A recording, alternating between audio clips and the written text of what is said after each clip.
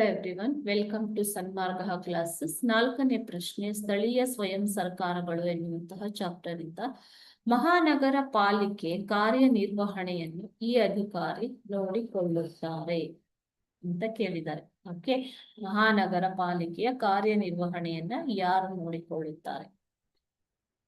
ಇದು ನಗರ ಸ್ಥಳೀಯ ಸಂಸ್ಥೆಗಳಲ್ಲಿ ಬರುವಂತದ್ದು. ಮಹಾನಗರ ಪಾಲಿಕೆ, ಬೃಹತ್ ಮಹಾನಗರ ಪಾಲಿಕೆ, ನಗರ ಪಾಲಿಕೆಗಳು ಮತ್ತು ದಂಡು ವಲಯಗಳು ಅಂತ ಅನ್ನುವಂಥದ್ದು ನಗರ ಸ್ಥಳೀಯ ಸಂಸ್ಥೆಗಳಲ್ಲಿ ಬರುವಂತದ್ದು ಅಲ್ವಾ.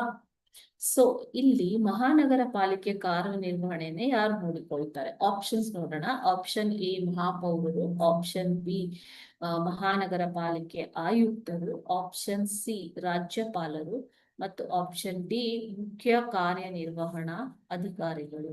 ಓಕೆನಾ. ಸೊ ಮಹಾನಗರ ಪಾಲಿಕೆಯ ಮಹಾಪೌರ ಮತ್ತು ಉಪಮಹಾಪೌರರು ಮಹಾನಗರ ಪಾಲಿಕೆ ನಾಯಕರು ಅಂತ ಅನಿಸ್ಕೊಳ್ತಾರೆ. ಯಾರ ಮಕ್ಕಳೇ? ಮಹಾಪೌರ ಮತ್ತು ಉಪಮಹಾಪೌರರು.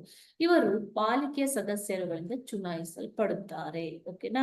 ಸೊ ಮಹಾಪೌರರು ಮಹಾನಗರ ಪಾಲಿಕೆ ಕಾರ್ಯನಿರ್ವಹಣೆಯನ್ನ ನಿಯಂತ್ರಿಸುತ್ತಾರೆ. ಓಕೆ, ನಿಯಂತ್ರಿಸುತ್ತಾರೆ. ಇವರು ಪ್ರಥಮ ಪ್ರಜೆ. ಯಾರ ಮಕ್ಕಳೇ?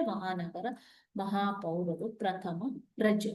ಓಕೆನಾ, ನಗರದ ಪ್ರಥಮ ಪ್ರಜೆ ಅಂತ ಕರೆಸಿಕೊಳ್ತಾರೆ. ಆದರೆ ಈ ಮಹಾನಗರ ಪಾಲಿಕೆಯ ಕಾರ್ಯನಿರ್ವಹಣೆಯನ್ನ ನೋಡಿಕೊಳ್ಳುವಂತಹ ಅಧಿಕಾರಿ ಯಾರು? ಮಹಾನಗರ ಪಾಲಿಕೆಯ ಆಯುಕ್ತರು. ಓಕೆ, ಮಹಾನಗರ ಪಾಲಿಕೆಯ ಆಯುಕ್ತರು. ಸಾಮಾನ್ಯವಾಗಿ ಭಾರತೀಯ ಆಡಳಿತ ಸೇವೆಯು ಅಧಿಕಾರಿಯು ಈ ಹುದ್ದೆಯನ್ನ ವಹಿಸಿಕೊಳ್ತಾರೆ.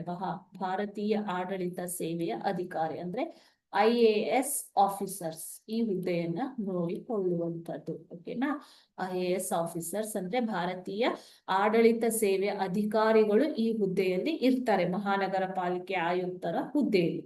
ಇವರನ್ನು ಯಾರು ನೇಮಿಸ್ತಾರೆ ಮಕ್ಕಳೇ? ರಾಜ್ಯ ಸರ್ಕಾರವೇ ನೇಮಿಸುವಂಥದ್ದು. ಇವರನ್ನ ರಾಜ್ಯ ಸರ್ಕಾರವು ನೇಮಿಸುತ್ತದೆ. ಯಾರನ್ನ? ಮಹಾನಗರ ಪಾಲಿಕೆಯ ಆಯುಕ್ತರನ್ನ. ಓಕೆನಾ. ಮಹಾನಗರ ಪಾಲಿಕೆ ಆಯುಕ್ತರು ಎಲ್ಲ ಕಾರ್ಯಕಲಾಪಗಳಲ್ಲಿ ಭಾಗವಹಿಸಿ ಬೇಕಾದ ಮಾಹಿತಿಯನ್ನ ಒದಗಿಸುತ್ತಾರೆ. ಮಹಾಪೌರನಿಗೆ ಸಹಕರಿಸಿ ಪಾಲಿಕೆ ನಿರ್ಧಾರಗಳನ್ನು ಕಾರ್ಯಗತಗೊಳಿಸಲು ಸಂಪೂರ್ಣ ತೊಡಗಿಸಿಕೊಳ್ಳುತ್ತಾರೆ. ಇದು ಅವರ ಕರ್ತವ್ಯ. ಓಕೆನಾ ಮಕ್ಕಳೇ. ಸೊ ಮಹಾನಗರ ಪಾಲಿಕೆಯ ಕಾರ್ಯನಿರ್ವಹಣೆ ನೋಡಿಕೊಳ್ಳುವ ಅಧಿಕಾರಿ ಯಾರು? ಮಹಾನಗರ ಪಾಲಿಕೆಯ ಆಯುಕ್ತರು. ಇವರು ಭಾರತೀಯ ಆಡಳಿತ ಸೇವೆಯ ಅಧಿಕಾರಿಗಳಾಗಿರ್ತಾರೆ. ರಾಜ್ಯ ಸರ್ಕಾರವು ಇವರನ್ನ ನೇಮಿಸುತ್ತದೆ. ಇವರು ಮಹಾಪೌರರೊಂದಿಗೆ ಸಹಕರಿಸಿ ನಿರ್ಧಾರ ಕೈಗೊಳ್ಳುವಲ್ಲಿ ಸಹಾಯವನ್ನ ಮಾಡುತ್ತಾರೆ, ಸಂಪೂರ್ಣವಾಗಿ ತೊಡಗಿಸಿಕೊಳ್ತಾರೆ. ಓಕೆನಾ. Thank you.